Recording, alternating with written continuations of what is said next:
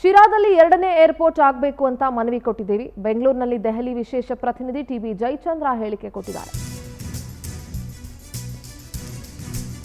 ಶಿರಾದಲ್ಲಿ ಎರಡನೇ ಏರ್ಪೋರ್ಟ್ ಆಗಬೇಕು ಅಂತ ಮನವಿ ಕೊಟ್ಟಿದ್ದೀವಿ.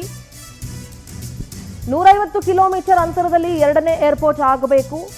ಈಗಾಗಲೇ ಅಧಿಕಾರಿಗಳು ಬಂದು ಪರಿಶೀಲನೆ ನಡೆಸಿ ಹೋಗಿದ್ದಾರೆ. ಶಿರಾದಲ್ಲಿ 4 ಹೆದ್ದಾರಿ ಸಿಗುತ್ತೆ, ಹೀಗಾಗಿ ಇಲ್ಲಿ ಏರ್ಪೋರ್ಟ್ ಆದರೆ ಒಳ್ಳೆಯದು ಅಂತ ಜಯಚಂದ್ರ ಮಾತನಾಡಿದ್ದಾರೆ. ಕೇಳಿಸ್ಕೊಳ್ಳೋಣ.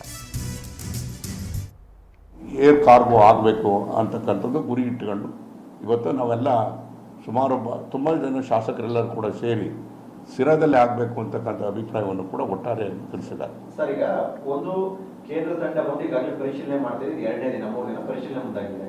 ಆಮೇಲೆ ರಾಜ್ಯ ಸರ್ಕಾರ 2 ಲೊಕೇಶನ್ಗಳನ್ನ ಈಗಾಗಲೇ ಫೈನಲ್ ಮಾಡ್ಕೊಂಡಿದೆ.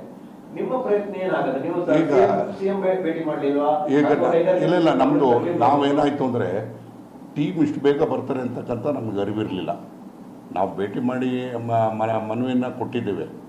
ಈಗ ಈ ಏರ್ಪೋರ್ಟ್ ಇವತ್ತಲ್ಲ ಆಗೋದು. 2032 ಇನ್ನೂ ಹೆಚ್ಚು ಕಮ್ಮಿ 7 ವರ್ಷ 8 ವರ್ಷ ಇದೆ. ಅಲ್ಲಿವರೆಗೂ ಕೂಡ ಅನೇಕ ರೀತಿಯಾದಂಥ ಬದಲಾವಣೆಗಳಾಗ್ತದೆ. ಇವತ್ತು ಮೂಲಭೂತ ಸೌಕರ್ಯಗಳು, ನೀರಿರ್ಬೋದು, ಲ್ಯಾಂಡ್ ಇರ್ಬೋದು, ಇದೆಲ್ಲದೂ ಕೂಡ ಸಿಗಬೇಕು ಅಂತಂದಾಗ ಅತ್ಯಂತ ಸೂಕ್ತವಾಗಿರ್ತಕ್ಕಂಥ ಜಾಗ ಅಂತ ಹೇಳಿದ್ರೆ ಅದು ಶಿರಾ ಆಗ್ತದೆ. ಅದು ಮಧ್ಯ ಕರ್ನಾಟಕ. ನಮ್ಮ ಪೊಲಿಟಿಕಲ್ ಕರೆಸ್ಪಾಂಡೆಂಟ್ ಆನಂದ್ ನೇರ ಸಂಪರ್ಕದಲ್ಲಿ ಜಾಯ್ನ್ ಆಗ್ತಿದ್ದಾರೆ. ಆನಂದ್, ಈಗ ಎರಡನೇ ಅಂತಾರಾಷ್ಟ್ರೀಯ ವಿಮಾನ ನಿಲ್ದಾಣ ಆಗಬೇಕು ಅನ್ನುವಂಥ ವಿಚಾರಕ್ಕೆ ಕನಕಪುರ, ನೆಲಮಂಗಲ ಎರಡೂ ಜಾಗ ಬೇಡ, ಶಿರಾದಲ್ಲಿ ಮಾಡಿದ್ರೆ ಒಳ್ಳೆಯದು ಅಂತ 30ಕ್ಕೂ ಹೆಚ್ಚು ಶಾಸಕರು ಪಕ್ಷಾತೀತವಾಗಿ ಸಹಿಯನ್ನು ಹಾಕಿದ್ದಾರೆ. ಜೊತೆಗೆ ಒಪ್ಪಿಗೆಯನ್ನು ಕೂಡ ಕೊಟ್ಟಿದ್ದಾರೆ. ಈ ಜಟಾಪಟಿ, ಏರ್ಪೋರ್ಟ್ ಜಟಾಪಟಿ ಕೂಡ ಈಗ ಆರಂಭ ಆಗಿದೆ. ಸೊ ಇದ್ರ ಬಗ್ಗೆ ಏನೆಲ್ಲ ಅಪ್ಡೇಟ್ಸ್ ಇದೆ ಆನಂದ್? ಖಂಡಿತವಾಗ್ಲೂ ಸಿಂಧೂರ, ಪ್ರಮುಖವಾಗಿ ಎರಡನೇ ಏರ್ಪೋರ್ಟ್ ನಿರ್ಮಾಣ ವಿಚಾರದಲ್ಲಿ ಡಿ.ಕೆ. ಶಿವಕುಮಾರ್ ಮತ್ತು ಅವರ ಆಪ್ತರು ಜೊತೆಗೆ ಈ ಕಡೆ ಟಿ.ಬಿ. ಜಯಚಂದ್ರ ನಡುವೆ ಮುಸುಕಿನ ಗುದ್ದಾಟ ಶುರುವಾಗಿರ್ತಕ್ಕಂಥದ್ದು. ಮೊದಲಿಂದಲೂ ಕೂಡ ಬಿಡದಿಯಲ್ಲಿ ಏರ್ಪೋರ್ಟನ್ನು ನಿರ್ಮಾಣ ಮಾಡಬೇಕು ಅಂತ ಡಿ.ಕೆ. ಶಿವಕುಮಾರ್ ಅವರು ಬಹಳಷ್ಟು ಒಂದು ಕಸರತ್ತನ್ನು ನಡೆಸ್ತಾ ಇದ್ರು. ಆದರೆ ಅಲ್ಲಿ ಕೆಲವೊಂದು ಟೌನ್ಶಿಪ್ಗಳನ್ನು ನಿರ್ಮಾಣ ಮಾಡಲಾಗ್ತಾ ಇದೆ. ಹೀಗಾಗಿ ಟೆಕ್ನಿಕಲಿ ಅಲ್ಲಿ ಬಹಳಷ್ಟು ಒಂದು ಸಮಸ್ಯೆಗಳು ಎದುರಾಗುತ್ತೆ ಅನ್ನೋ ಒಂದು ಕಾರಣಕ್ಕೆ ಈ ಕಡೆ ಕನಕಪುರ ರಸ್ತೆಯಲ್ಲಿ 2 ಜಾಗ, ಜೊತೆಗೆ ನೆಲಮಂಗಲ ಕುಣಿಗಲ್ ಜಾಗದ ಒಂದು ಜಾಗದಲ್ಲಿ ಏರ್ಪೋರ್ಟ್ ಮಾಡಬಹುದು ಅಂತ ಸರ್ಕಾರನೂ ಕೂಡ ಕೇಂದ್ರ ಸರ್ಕಾರಕ್ಕೆ ಒಂದು ಪ್ರಸ್ತಾವನೆಯನ್ನು ಸಲ್ಲಿಸಿತು. ಈಗ ಕೇಂದ್ರದ ಅಧಿಕಾರಿಗಳ ತಂಡನೂ ಕೂಡ ನಿನ್ನೆ ಬೆಂಗಳೂರಿಗೆ ಬಂದು ಕನಕಪುರ ರಸ್ತೆಯಲ್ಲಿ ಇರ್ತಕ್ಕಂಥ 2 ಸ್ಥಳಗಳನ್ನು ನಿನ್ನೆ ಪರಿಶೀಲನೆಯನ್ನು ಮಾಡಿದರು. ಜೊತೆಗೆ ಇವತ್ತು ಕೂಡ ನೆಲಮಂಗಲ ಕುಣಿಗಲ್ ರಸ್ತೆಯಲ್ಲಿರ್ತಕ್ಕಂಥ ಒಂದು ತಾಣವನ್ನು ಪರಿಶೀಲನೆ ಮಾಡಿ ಸರ್ಕಾರಕ್ಕೆ ವರದಿಯನ್ನು ಸಲ್ಲಿಸೋದಕ್ಕೆ ಮುಂದಾಗಿರ್ತಕ್ಕಂಥದ್ದು. ಈ ನಡುವೆ ಶಿರಾದಲ್ಲಿ ಏರ್ಪೋರ್ಟ್ ಆಗಬೇಕು ಅಂತ ದೆಹಲಿ ವಿಶೇಷ ಪ್ರತಿನಿಧಿ ಟಿ.ಬಿ. ಜಯಚಂದ್ರ ಅವರು ಪಟ್ಟಿಡಿದಿರ್ತಕ್ಕಂಥದ್ದು. ಈ ವಿಚಾರವಾಗಿ 30ಕ್ಕೂ ಹೆಚ್ಚು ಶಾಸಕರ ಒಂದು ಸಹಿ ಸಂಗ್ರಹವನ್ನು ಮಾಡಿ ಸಿಎಂ ಸಿದ್ದರಾಮಯ್ಯನವರಿಗೆ ಒಂದು ಡಿಮ್ಯಾಂಡನ್ನು ಸಲ್ಲಿಕೆ ಮಾಡಿದ್ದಾರೆ.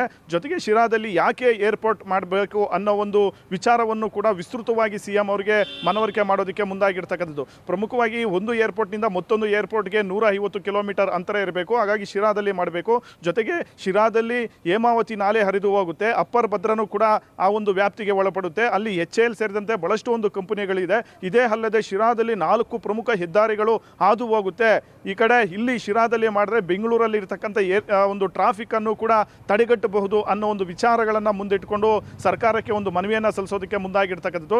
ಈ ವಿಚಾರವಾಗಿ ಟಿ.ಬಿ. ಜಯಚಂದ್ರ ಅವರು ಕೇಂದ್ರ ವಿಮಾನಯಾನ ಸಚಿವರನ್ನು ಕೂಡ ಭೇಟಿ ಮಾಡಿ ಅಲ್ಲೂ ಕೂಡ ಮಾತುಕತೆಯನ್ನು ನಡೆಸ್ತೀನಿ ಅಂತ ಹೇಳಿರ್ತಕ್ಕಂಥದ್ದು. ಸದ್ಯ ಈಗ ಅಂತಾರಾಷ್ಟ್ರೀಯ ವಿಮಾನ ನಿಲ್ದಾಣದ ಒಂದು ಪ್ರಾಧಿಕಾರದ ಅಧಿಕಾರಿಗಳೇನಿದ್ರೆ ಅವರು 3 ಸ್ಥಳಗಳನ್ನು ಪರಿಶೀಲನೆ ಮಾಡಿ ಸರ್ಕಾರಕ್ಕೆ ವರದಿಯನ್ನು ಸಲ್ಲಿಸೋದಕ್ಕೆ ಮುಂದಾಗಿರ್ತಕ್ಕಂಥದ್ದು. ಈಗಾಗಲೇ 3 ಸ್ಥಳದಲ್ಲಿ ಭೌಗೋಳಿಕವಾಗಿ ಯಾವ ಒಂದು ಪ್ರದೇಶ ಉತ್ತಮವಾಗಿದೆ ಅನ್ನೋ ಒಂದು ವಿಸ್ತೃತ ವರದಿಯನ್ನು ಕೂಡ ಈಗಾಗಲೇ ಸಂಬಂಧಪಟ್ಟಂತ ಸಚಿವರ ಜೊತೆ ಮಾತುಕತೆಯನ್ನು ನಡೆಸಿ ಸರ್ಕಾರಕ್ಕೆ ವರದಿಯನ್ನು ಸಲ್ಲಿಕೆ ಮಾಡೋದಕ್ಕೆ ಮುಂದಾಗಿದ್ದಾರೆ. ಅಂತಿಮವಾಗಿ ಕ್ಯಾಬಿನೆಟ್ ಸಭೆಯಲ್ಲಿ ಈ ವಿಚಾರವನ್ನು ಓಕೆ ಆನಂದ್, ಥ್ಯಾಂಕ್ ಯು ನಿಮ್ಮೆಲ್ಲ ಮಾಹಿತಿಗಾಗಿ.